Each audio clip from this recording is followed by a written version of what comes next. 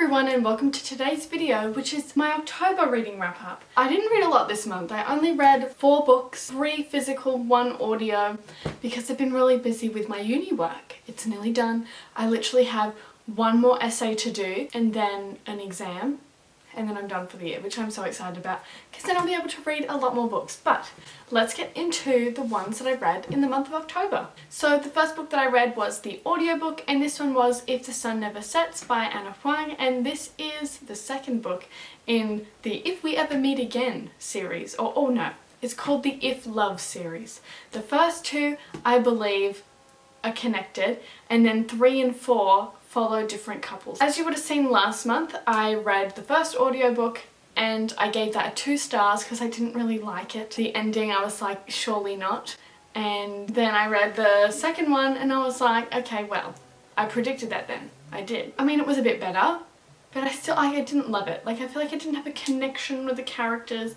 They weren't anything extraordinary. So I did end up giving this one a 3 stars. As for Anna's books, I believe this is like her first series that she did before the Twisted series. So I feel like she definitely has improved. But because this one is the second in a series, I can't really say too much about it because I don't want to spoil it. But it was set in New York City. The first one was set in Shanghai. And I like a good city setting. And I love a good New York City setting. So I was happy with that for the second book. But I didn't love it. It was an improvement from the first, but it was just alright. 3 stars. And then the last 3 books that I read were actually books that I'd been sent this month, so I haven't actually ticked off anything from my TBR, which isn't great, but I did read some fun new books. So the first one is Starling House by Alex E. Harrow.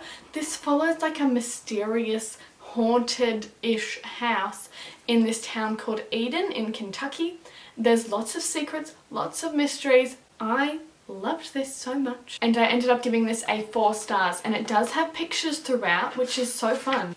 Pictures? Yes. And just like the magical vibe of this was so good, and because majority of the book is set in this house, we do get some like great descriptions of the house, and it sounds so good. I really want to go there. Like, I love a fancy old house, and this is what we have here. But this book follows Opal, who lives in Eden, and then obviously there is Starling House, which everyone in the town basically stays away from because they don't like the vibes. They all think it's haunted. But then Opal gets a job as a cleaner for the house, so she works for Arthur Starling, the mysterious guy who owns the house.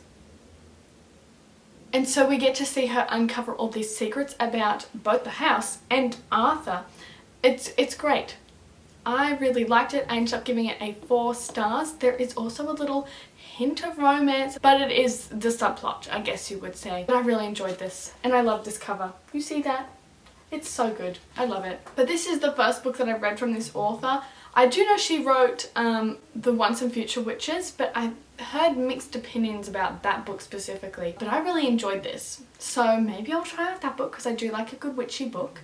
But really loved this. I think it was like perfect to read in October because of the spooky house vibes. Love a spooky house, so I loved this book. And then next I read Unholy Terrors by Lyndall Clipstone. This is an ARC copy, and actually it was signed, which is so fun.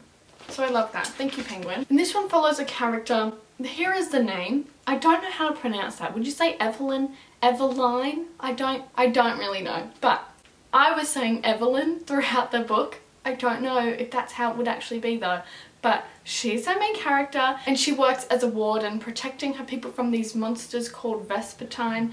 But what happens is she meets a Vespertine and later they fall in love. So this is a fantasy forbidden romance, which I feel like lots of people love, so you probably would love this book as well.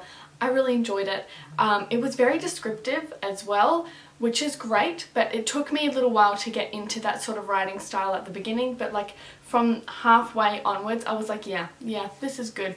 So I really enjoyed this, and Lyndall is actually an Australian author, which is great. And I believe this actually is a standalone fantasy, which I've been really wanting to get into more of recently, because I do like a fantasy, but I get scared of fantasy series because they're such a big commitment. But this one was really good, and that ending, my gosh, I was stressing, but it was so good. Lots of twists, really enjoyed this, and I gave this a 3 stars. And then the last book that I read this month was A Holly Jolly Ever After by Julie Murphy and Sierra Simone. And they also wrote A Merry Little Meet Cute, which I did read last year. They're both Christmas books. My camera just cut me off and I had to delete a whole bunch of things from the SD card. But I was talking about A Holly Jolly Ever After. This book is the second in a series of companion novels that are both Christmas novels, but they are set in this town in Vermont called Christmas Notch, and it follows like the filming of like Hallmark-esque type movies in this like production company called the Hope Channel. And because it is a companion series, we have seen these characters that are in this book in the previous book.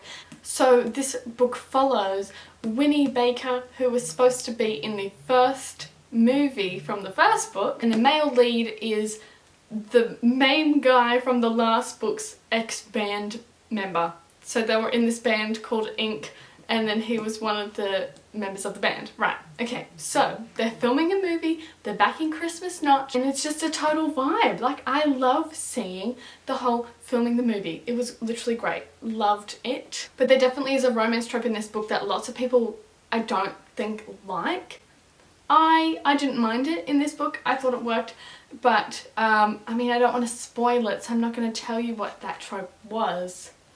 But if you really care about certain tropes in romance books, then I guess you can look that up. But I really enjoyed this book and I ended up giving it a 4 stars. Perfect read for the Christmas season. I am hoping to actually read another Christmas book soon though. Not that that's related to this one. Anyway, just so I should put that out there. I do like a Christmas book. I'm also hoping that this will get a 3rd installment because there is a 3rd member of the band. So maybe then there will be another book. I'm hoping. Anyway, really enjoyed this, and I think I actually like this better than the first one. So there you go. But those are all the books that I read in the month of October. Would love to know what you read this month. Maybe they're more spooky than the books that I read. I mean, these two were like kind of fitting the vibe. I mean, a Christmas book in October? I don't know, is it too soon? Is it? No. Is it? No. But if you enjoyed this video, don't forget to give it a thumbs up and subscribe down below so you don't miss any new videos from me. I do post every single Saturday, so you do not want to miss it. But I will see you next week with a new video. Goodbye!